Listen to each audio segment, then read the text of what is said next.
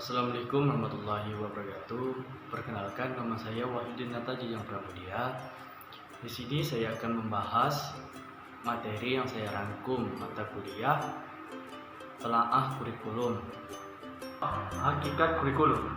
Secara etimologi, kurikulum berasal dari bahasa Yunani yaitu chore yang artinya pelari dan chore yang berarti tempat berpacu. Jadi istilah kurikulum berasal dari dunia olahraga pada zaman Romawi kuno di Yunani yang mengandung pengertian suatu jarak yang harus ditempuh oleh pelari dari garis start sampai finish. Dalam bahasa Arab, kata kurikulum bisa diartikan dengan mahjad yang berarti jalan yang dilalui oleh manusia pada berbagai bidang kehidupan. Sedangkan kurikulum pendidikan dalam kamus tarbiyah adalah seperangkat perencanaan dan media yang dijadikan acuan olahraga lembaga pendidikan dalam mewujudkan tujuan-tujuan pendidikan. Setelah dipaparkan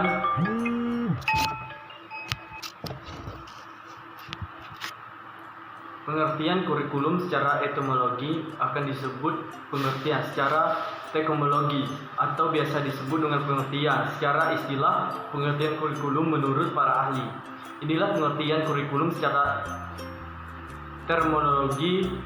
Ada banyak sekali para ahli yang berpendapat mengenai pengertian kurikulum.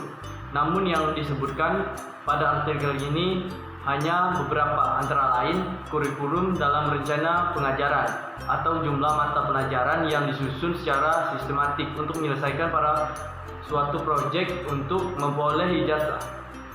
Berikutnya, kurikulum adalah kelompok pengajar yang sistematik atau ujaran subjek yang dipersyaratkan untuk lulus atau sertifikat dalam pelajaran mayor. Misalnya kurikulum belajar sosial, kurikulum pendidikan fisik, dan sebagainya. Berikutnya, kurikulum adalah seluruh pengalaman siswa di bawah bimbingan guru.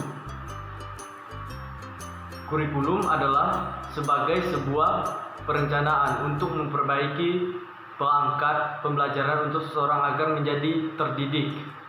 Pendapat Glenn Shore, Wilman Alexander. Kurikulum pada umumnya bisa penyataan tujuan dan tujuan khusus, menunjukkan seleksi dari organisasi konten, mengimplikasikan dan klarifikasi pola belajar mengajar tertentu. Menurut Hilda Taba dalam Oliva 1991, hubungan kurikulum dengan pembelajaran. Kalau diamati secara kesamaan antara kurikulum dan pembelajaran dengan memperhatikan definisi di atas muka kedua pembahasan tersebut, dapat dikatakan kurikulum dengan pembelajaran sangat erat hubungannya, ibarat pepatah setali mata uang yakin saling berinteraksi satu dengan lainnya. Hal ini ditegaskan dengan pendapat Donald menurut sistem persekolahan tersebut atas 4 subsistem, yaitu yang pertama, mengajarkan merupakan kegiatan atau perilaku profesional yang diberikan oleh guru kepada peserta didik. Yang dua, pembelajaran merupakan kegiatan atau upaya yang dilakukan siswa sebagai respon terhadap kegiatan mengajar yang diberikan oleh guru. Yang tiga, pembelajaran adalah keseluruhan persatuan kegiatan yang memungkinkan dalam berkeenam dengan terjadinya interaksi belajar mengajar. Kurikulum merupakan suatu rencana yang diberikan pedoman atau pegangan dalam proses kegiatan belajar mengajar. Yang terakhir, berpendapat supaya yakni Zaiz yang menjelaskan bahwa kebaikan suatu kurikulum tidak dapat dinilai dari dokumen tertulis saja, melainkan harus dinilai proses pelaksanaan fungsinya di dalam kelas. Kurikulum sebagai suatu hasil yang merupakan konsekuensi dari kurikulum sebagai suatu kegiatan dimensi hasil. Hamdin Hamzah 1988 mengemukakan bahwa pada saat sekarang istilah kurikulum memiliki 4 dimensi pengertian, di mana satu dimensi saling berhubungan ketiga dimensi kurikulum tersebut yaitu yang pertama, kurikulum sebagai suatu ide atau gagasan. B. Kurikulum sebagai suatu rencana tertulis yang sebenarnya merupakan pewujudan dari kurikulum sebagai suatuan ide. Kurikulum sebagai suatu kegiatan yang sering pada disebut dengan istilah kurikulum sebagai suatu realita atau implementasi kurikulum. Secara teoritis, dimensi kurikulum ini adalah pelaksanaan dari kurikulum sebagai suatu rencana tertulis. Pengertian kurikulum dihubungkan dengan dimensi ide. Pengertian kurikulum sebagai dimensi yang berkaitan dengan ide pada dasarnya mengandung makna bahwa kurikulum itu adalah sekumpulan ide yang akan dijadikan pedoman dan pengembangan kurikulum. Sebagai pengertian kurikulum yang berkaitan dengan dimensi ini. Kurikulum tingkat suatu pendidikan.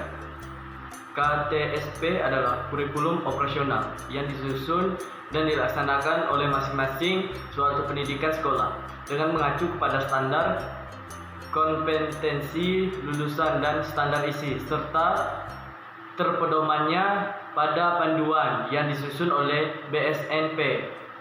KTSP disusun sebagai pedoman penyelenggaraan kegiatan pembelajaran untuk mencapai suatu pendidikan di suatu pendidikan.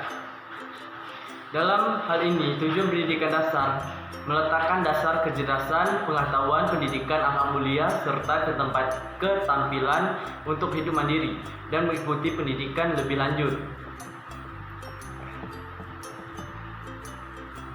Kajian isi kurikulum 2013. Kurikulum dan dinamika perubahan kurikulum di Indonesia. Kurikulum berasal dari kata Yunani, yaitu buku teks. Pengertian buku teks. Buku teks merupakan salah satu media pembelajaran.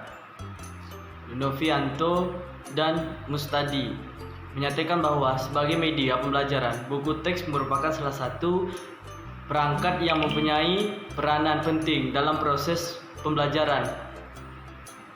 Menyatakan buku teks memegang peran tinggi bagi guru, siswa, dan proses pembelajaran. Buku teks bagi guru merupakan sumber informasi yang dapat dijadikan pedoman pembelajaran. Buku teks bagi siswa merupakan sumber belajar yang dapat meningkatkan kemampuan media sehingga tujuan yang pembelajaran yang telah diterapkan dapat tercapai. Buku teks sebagai proses pembelajaran berperan dalam pemilihan dan penyampaian materi pembelajaran. Buku teks merupakan pembelajaran dari bidang studi tertentu yang merupakan buku standar yang disusun oleh para pakar dalam bidang itu untuk maksud dan tujuan instruksional yang dilengkapi sarana-sarana pengajaran yang serasi dan mudah dipahami oleh para pemakainya di sekolah-sekolah yang perguruan tinggi sehingga dapat menunjukkan suatu program pengajaran. Buku teks adalah buku yang dirancang buat pengguna di kelas dengan cermat disusun dan disiapkan oleh para pakar-pakar untuk para ahli dalam bidang itu dan pelengkap dengan syarat pengertian penilaian buku teks. Buku teks merupakan buku panduan yang digunakan oleh peserta didik maupun guru dan pelaksanaan pembelajaran. Buku teks yang digunakan merupakan buku yang bahannya mudah dipahami, mengaitkan pengalaman sehari-hari peserta didik sehingga dapat lebih mudah dimengerti. Aspek analisis buku teks.